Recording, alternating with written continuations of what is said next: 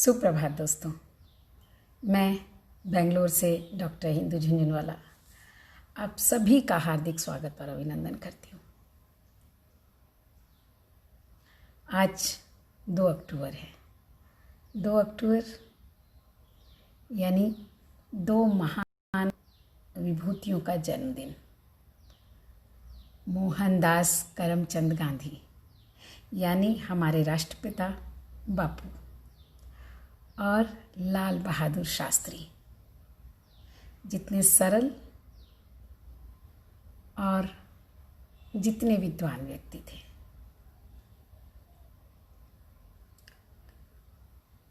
तो इन दोनों का जन्मदिन है और बहुत बहुत सुंदर जन्मदिन है, क्योंकि मुझे बचपन से ना ये दिन बहुत प्यारा था। ये दिन इसलिए प्यारा था क्योंकि बचपन से जो हमने जाना कि दे दी हमें आज़ादी, बिना खड़ग बिना ढाल, साबरमती के संत तूने कर दिया कमाल। तो बचपन से जिस बात ने मुझे प्रभावित किया महात्मा गांधी जी का, कि वो था सत्य और अहिंसा। और बड़ी मज़ेदार सी बात है कि जब मैं बहुत छोटी थी, 8th 9th में होगी, उस समय मैंने महात्मा गांधी जी की आत्मकथा पढ़ी और उनके सत्य के प्रयोग पढ़े, और वो मुझे इतने अच्छे लगे कि मैंने उनमें से एक एक प्रयोगों को करना शुरू कर दिया। तब शायद बहुत गहराई में इन चीज़ों को नहीं समझ सकती थी, लेकिन आज वो बातें समझ में आती है कि वो जो सत्य के प्रयोग थे ना, वो वास्तव में संस्कारों के प्रयोग थे। आप किस तरह से अपनी आदत को बदल सकते हैं, किस तरह से संस्कार परिवर्तन हो सकता है, वो सारे प्रयोग उसके थे। आज बहुत सारी बातें होती हैं, बहुत अलग अलग बातें होती हैं। तो मुझे एक जो बात समझ में आती है, जब मैं रविशंकर जी के आश्रम में गई थी और वहाँ मैंने एडवांस कोर्स के लिए गई थी, तो वहाँ एक रोज़ शाम को जैसे कि एक सत्संग बैठता है, और उस सत्संग में किसी ने एक सवाल पूछा। सवाल ऐसा था जो किसी के ऊपर कि किसी ने ऐसा कहा या लिखा जिसे हम महान पुरुष मानते हैं, चाहे वो बात गीता की हो या रामायण की। तो किसी ने सवाल किया कि जब राम ने सुग्रीव जी के साथ अन्याय तो नहीं किया है वहाँ पर, या बाली के साथ अन्याय हुआ है, या सीता को उन्होंने वन में छोड़ा, क्या ये राम जैसे महापुरुष को शोभा देता है? तो उस पर जो श्री रविशंकर जी का जो जवाब था ना, वो मैं नहीं भूलती हूँ, और वो बहुत सुंदर जवाब था कि आप इतनी गहराई में जाने की कोशिश क्यों करते हो? जो नकारात्मक आपको लगता है, जो बातें आपको अच्छी नहीं लगती है, उसे आप छोड़ दो ना। जो उसमें अच्छा है, जो अपनाने योग्य है, अपनी दृष्टि को वहाँ पर रखो।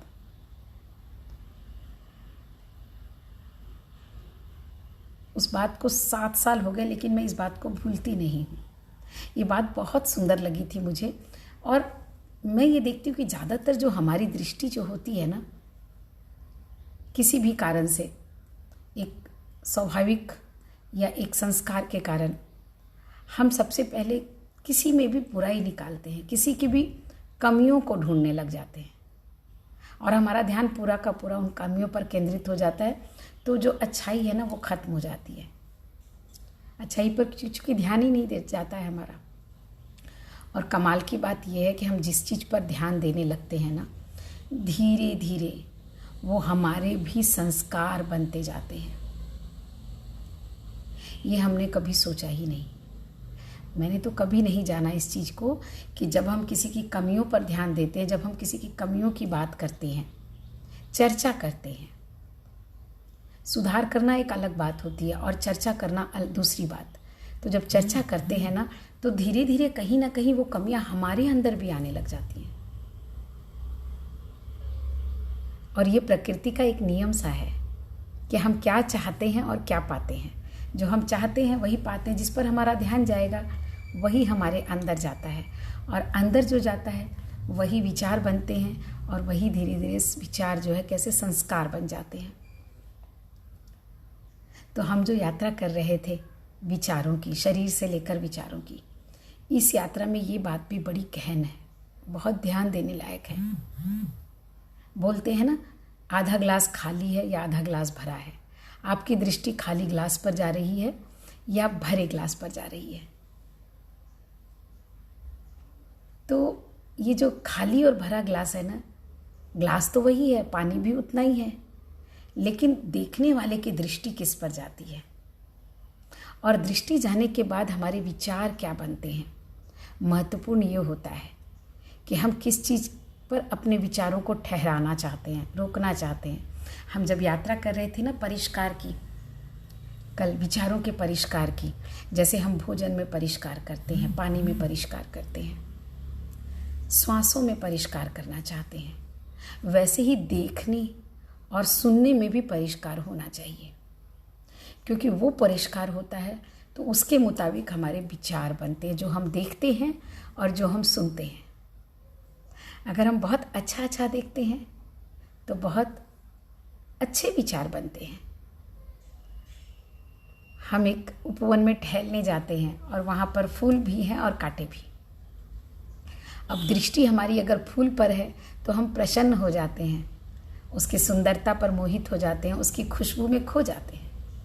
और अगर हमारी दृष्टि कांटों पर चली जाए तो हमें लगेगा कांटों से घिरा पड़ा है ये फूल, तो ये तो कांटे ही कांटे ज़्यादा हैं, फूल तो बहुत कम है। तो वो जो प्रसन्नता है ना, हमारी जो आनंद है ना, वो खो जाएगा। तो मैं ये बातें क्यों कर रही हूँ? क्योंकि हम विचार की जब यात्रा करते हैं, हमारे जितने भी महापुरुष हुए हैं, जितने भी स्वतंत्रता सेनानी हुए हैं, या जितने भी व्यक्ति हमारे आदर्श बन सकते हैं, हम उन्हें अपना आदर्श बना सकते हैं इस आधार पर ही कि उनमें जो गुण हैं, उनमें जो अच्छाई है, हम उस पर अपनी दृष्टि रखें। मुझे महात्मा गांधी, मतलब मेरे आदर्श पुरुष हैं महात्मा गांधी। अब आदर्श पुरुष हैं इसका ये मतलब नहीं है, पुरुष तो है, इंसान है, तो इंसान में कुछ न कुछ कमियां तो होंगी ही। लेकिन बात कमियों की नहीं करनी है, बात उन अच्छाइयों की करनी है जिससे हमारा जीवन सुंदर हो सकता है। और जब हम उन अच्छाइयों की बात करते हैं, जब उन अच्छाइयों की बात सुनते हैं, तो हमारी दृष्टि भी अच्छाई पर ही पड़ना शुरू होती है। और तब जो हमारे विचार बनते हैं ना, वो विचार बहुत सुंदर बनते हैं। वो विचार हमें सकारात्मकता की ओर ले जाते हैं। जो दो ऊर्जा की हम हमेशा बात करते हैं, नकारात्मक और सकारात्मक, तो ये दोनों ऊर्जा, जैसे बोलते हैं ना, हैवान और भगवान, शैतान और भगवान, ईश्वर, तो ये जो दो ऊर्जा है, यही दो ऊर्जा, कहीं कोई हमने रूप तो गढ़ दिए भगवान और शैतान के, वो हमने अपने शौक, अपनी इच्छा, इन सब के लिए गढ़ दिए, लेकिन वास्तव में ये शैतान और भगवान है क्या? ये शैतान और भगवान ये ऊर्जा है, सकारात्मक ऊर्जा जब आपके अंदर प्रवाहित होती है ना। इसीलिए जब मैं बोलती हूँ सांसों पर ध्यान केंद्रित करें, तो हम ये महसूस करें, हम ये संकल्प करें कि हमारे अंदर सकारात्मक ऊर्जा जा रही है, और हम ये भी संकल्प करें कि जब हम सांस छोड़ते हैं तो नकारात्मक ऊर्जा बाहर निकल रही है, सारे शरीर के विकार बाहर निकल रहे हैं। तो वो विकार सिर्फ शरीर के नहीं होते, वो मन के भी होते हैं, जो सांसों के साथ जुड़कर बाहर आ जाते हैं। और सांसों का ऊर्जा से बहुत गहरा संबंध है, सकारात्मकता का भी और नकारात्मकता का भी। जैसे बदबू और खुशबू, आपके सामने जो भी आ जाए उसको ग्रहण कर लेता है नाक, वो नहीं कहता कि ये बदबू है इसलिए ग्रहण नहीं करूँगा, ग्रहण तो करता है।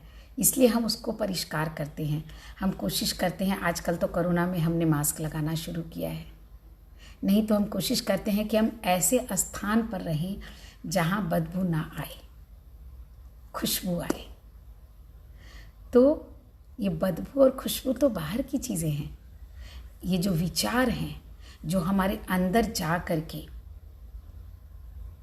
हमारे मन को तैयार करते हैं, अंदर जा कर के मन जो है वो बड़ा तुरंत क्षणिक है, नष्ट होने वाला है, पुद्गल जिसको कहते हैं कि वो टिकने वाला नहीं होता। अभी आपका मन कुछ कर रहा है और अभी कुछ कर रहा है, तो मन कोई अस्थाई तत्व नहीं है। लेकिन विचार जो हैं वो जब अंदर जाते हैं और एक ही तरह के विचार जब अंदर जाते हैं तो धीरे धीरे कैसे संस्कार बनते हैं।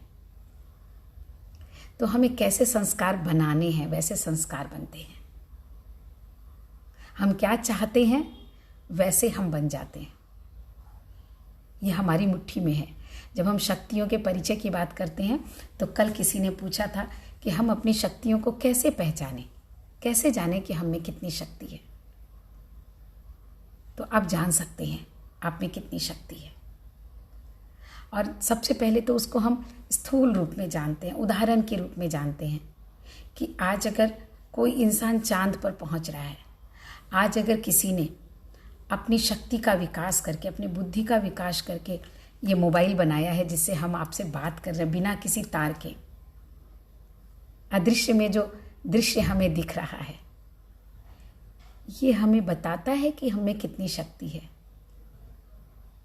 हम हिमालय के शिखर को छू लेते हैं, ये हमारी सिर्फ तन की शक्ति नहीं है, हमारे अंदर की शक्ति है।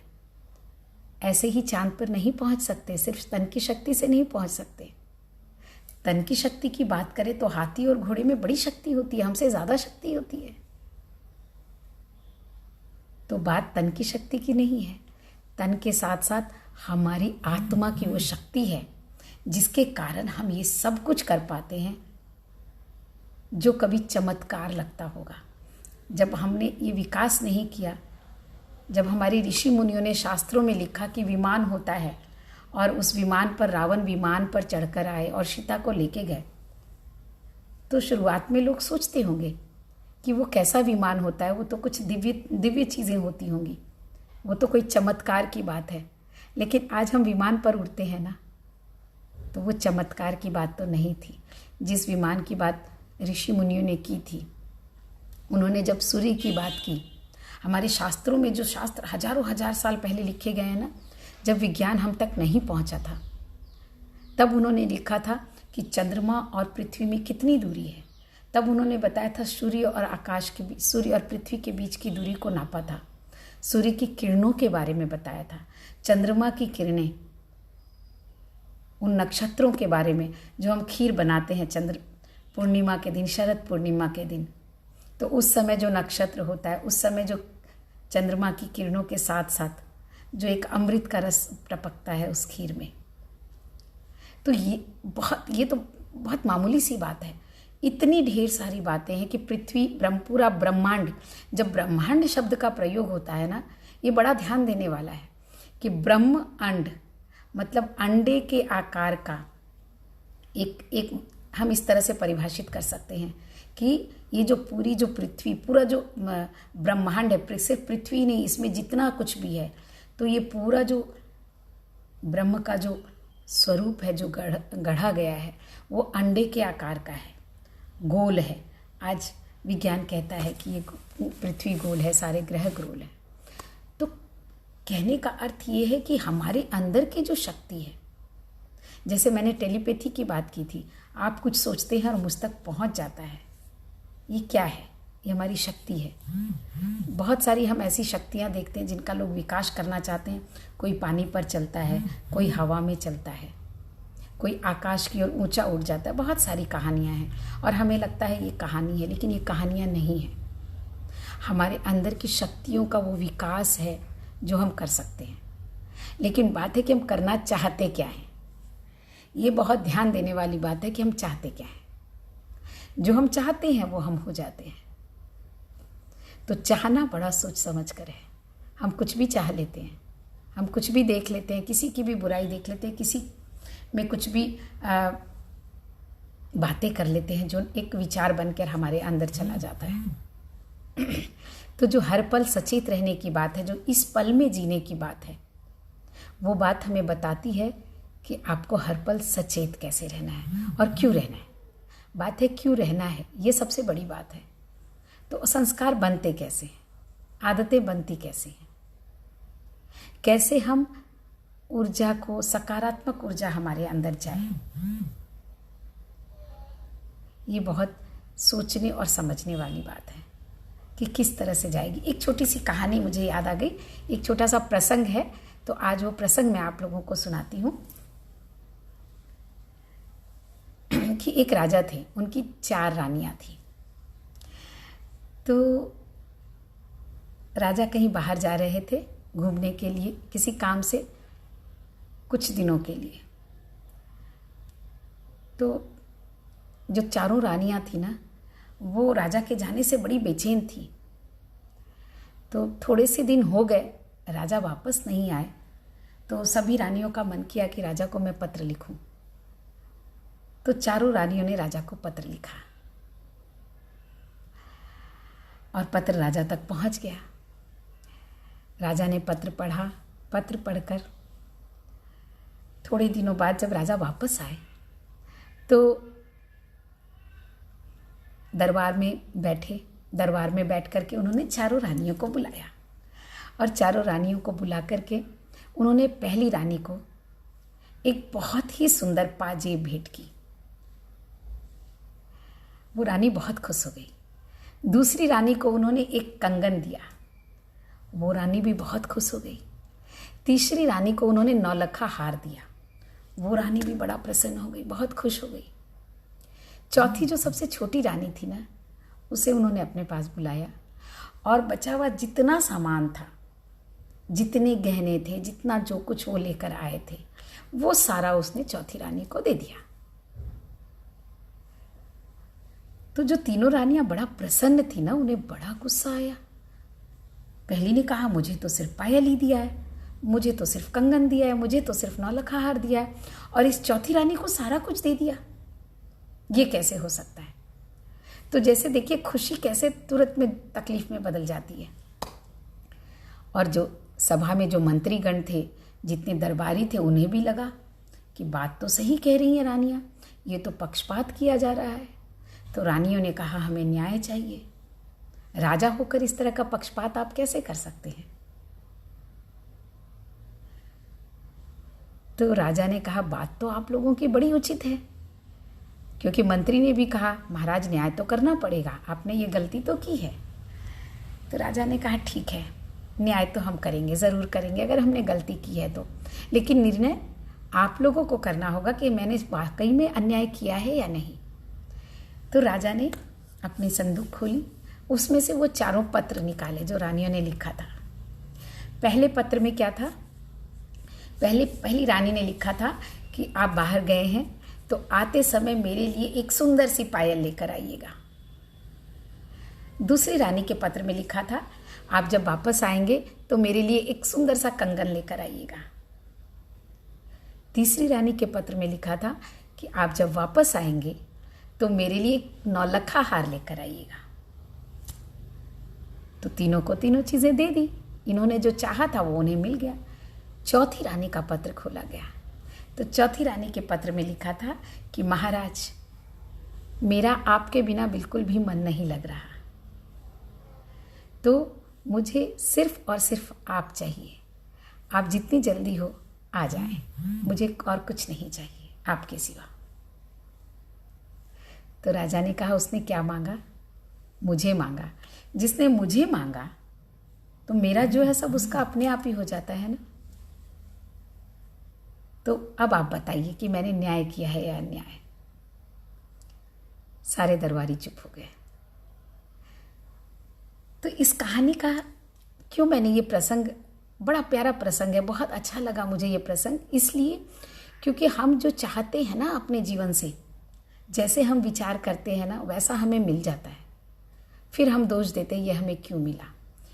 तो कल जब हम बात कर रहे थे ना मन, वचन और कर्म की भी, विचारों के अर्थ में, तो मन, वचन और कर्म ये तीनों अगर एक होते हैं, ये तीनों अगर एक जैसी एक दिशा में काम कर, एक जैसी इच्छा हो आपकी, आप उसी पर कर्म करें, वैसे ही विचार आपके बने और उसी अनुसार आप कर्म करें, तो वो ना मिले ये नहीं होगा। लेकिन क्यों नहीं होता है कि हम सोचते कुछ हैं, करते कुछ हैं, चाहते कुछ हैं, हमारे विचार कुछ अलग ही बन जाते हैं और उसके बाद जब हम कहते हैं हमें ये नहीं मिला, तो दोष भगवान को भी देते हैं, दोष दूसरों को ही देते हैं, खुद को नहीं दे पाते। समझ ही नहीं पाते हैं कि वास्तव में हमें खुद को टटोलना है कि हम क्या चाहते हैं।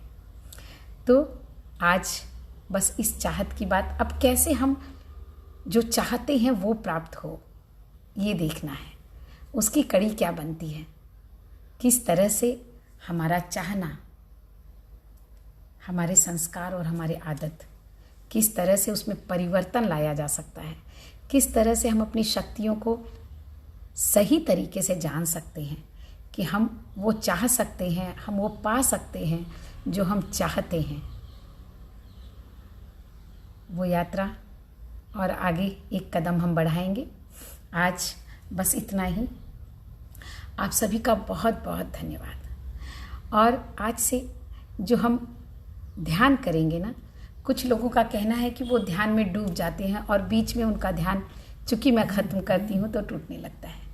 तो आज से हम जब अब ध्यान जो शुरू करेंगे, आप सभी जितनी देर चाहें ध्यान पर बैठें और लेकिन अंत में अपने शरीर के प्रति सचेत ज़रूर हों। जैसे जैसे आपने अंगों को ढीला छोड़ा है, उन अंगों पर फिर से एक बार ध्यान जरूर लेकर जाएं जब आपका ध्यान खत्म हो, जब ध्यान पे बैठना खत्म हो, और अपने दोनों हाथों को मलकर पूरे शरीर पर एक बार अपने हाथों को फिराएं सर से लेकर, जिससे कि वापस वो सारी सचेतनता आ जाए। तो मैं ध्यान शुरू करूंगी और उसके बाद ऑफ कर दूंगी मोबाइल। आप लोग ध्यान पर चाहें जितनी देर बैठ सकते हैं या उसे ख़त्म भी कर सकते हैं। तो शुरुआत हम श्लोक से करेंगे। असतो मां सद्गमया। असतो मां सद्गमय तमसो मां ज्योतिर्गमय मृत्योर्मा अमृतं गमय। ओम शांति शांति शांति। सभी अपनी आंखें बंद कर लें। पैरों से अपने शरीर के एक एक अवयव पर धीरे धीरे ध्यान केंद्रित करें। पैरों के अंगूठे, उंगलियां,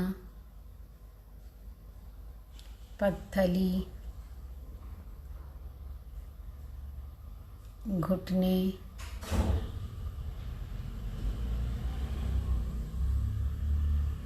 पैर, पूरा पैर शिथिल हो गया है, तनाव मुक्त हो गया है। महसूस करें, ढीला छोड़ दें, धीरे धीरे आगे बढ़े। कमर, पीठ, रीढ़ की हड्डी,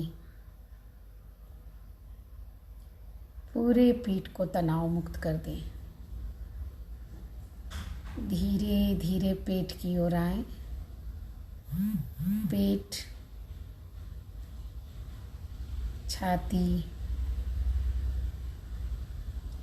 कंधे, हाथों की उंगलियों से हथेली, दोनों हाथ पूरी तरह ढीला छोड़ दें। गर्दन, गर्दन तक हाथों से होते हुए कंधे और गर्दन, चेहरा, चेहरे पर होठ, नाक, आँखें, गाल,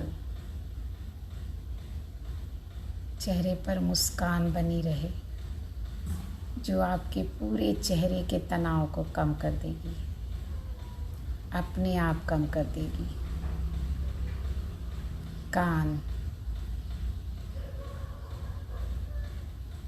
भौं, माथा, पूरा चेहरा तनाव मुक्त है। और अब पीछे का हिस्सा सिर का धीरे धीरे सर के सबसे ऊपरी भाग से होते हुए सांसों पर अपना ध्यान केंद्रित करें। सिर्फ और सिर्फ सांसें,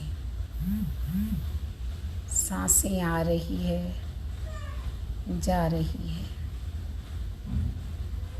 एक श्वास जो हम ले रहे हैं, प्रकृति में व्याप्त सकारात्मक ऊर्जा लंबी गहरी सांस के साथ अंदर जा रही है।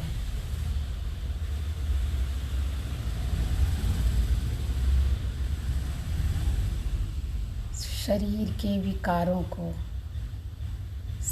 शरीर और मन की नकारात्मकता को साथ लेकर लौटती श्वास बाहर छोड़ रही है।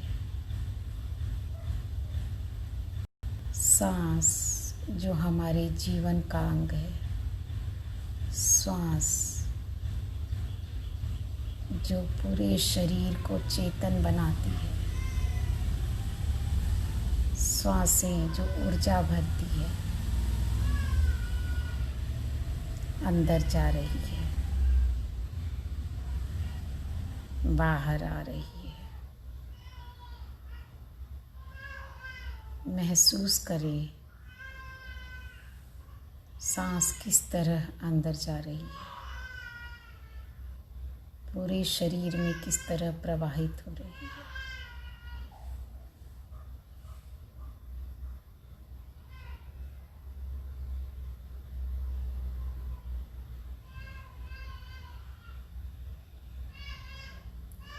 सिर्फ श्वासों को देखना है, श्वास को महसूस करना है।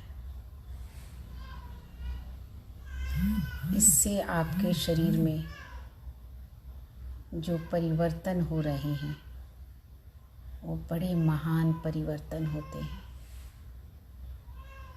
जब हम श्वासों पर ध्यान केंद्रित करते हैं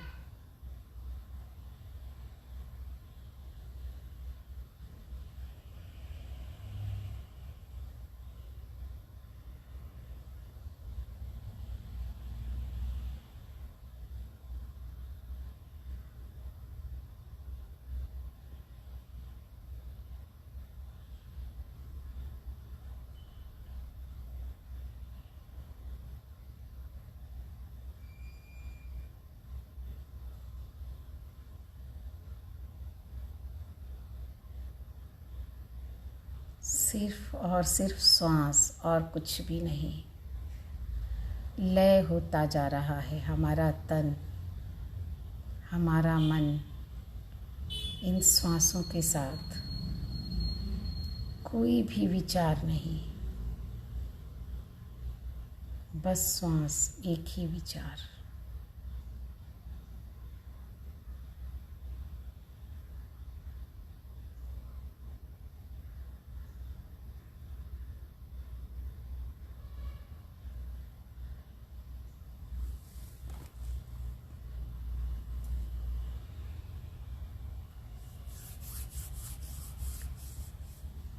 धीरे धीरे वापस शरीर की ओर मुड़ रही हूँ। शिथिल पड़े शरीर में, उसके अंगों में एक चेतनता का अनुभव हो रहा है, एक सकारात्मक ऊर्जा का अनुभव कर रही हूँ। और अब अपने हाथों को रब करके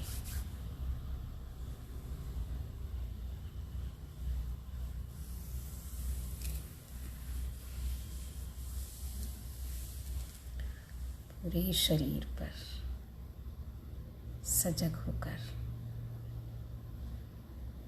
ओम शांति।